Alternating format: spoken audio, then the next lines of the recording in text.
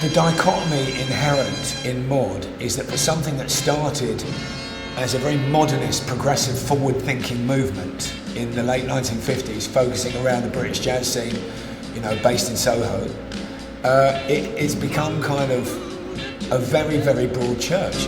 Yeah, when you go for yourself, you move. I mean, mod music can be the likes of Tubby Hayes or Miles Davis, right the way through to the Stripes and Miles Kane, with everything in between. You know, I think more than a specific type of mod music, it's more of an attitude. You know, you can have mod bands that play punk rock wearing mod clothes, or you can have 60s soul, R&B, jazz, ska, funk. Acid jazz was a refocusing of the mod kind of attitude in the early 1990s, you know, then Britpop, you know. I mean, it's the attitude of the mods of a particular generation choose a particular music they're into, you know, from the mod revival. It's all linked, but in a very delicate and subtle way, which can't really be defined or described. I think Peter Meaden, who was the Who's first manager, described mod thus. He said, modism or mod living is an aphorism for clean living under difficult circumstances.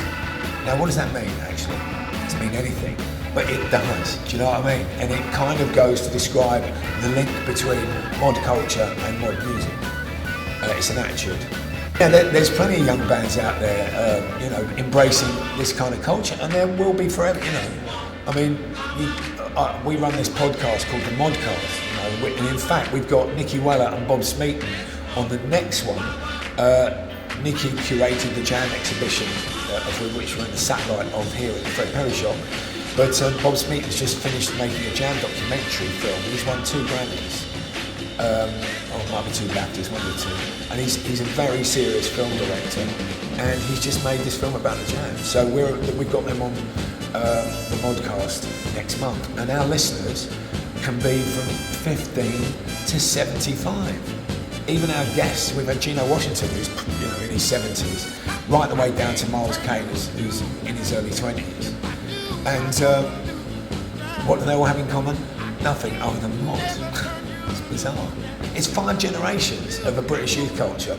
You know, punk, you can't walk about as a punk at 50 years old. You look like an idiot. Or a new romantic. Can you imagine wearing a kilt and makeup at 51? Everyone will laugh at you. You can be a mod. Because it's timeless. It's the Steve McQueen look. And it's made in England. And we've exported it to the world. Like our heritage brands, particularly Fred Perry.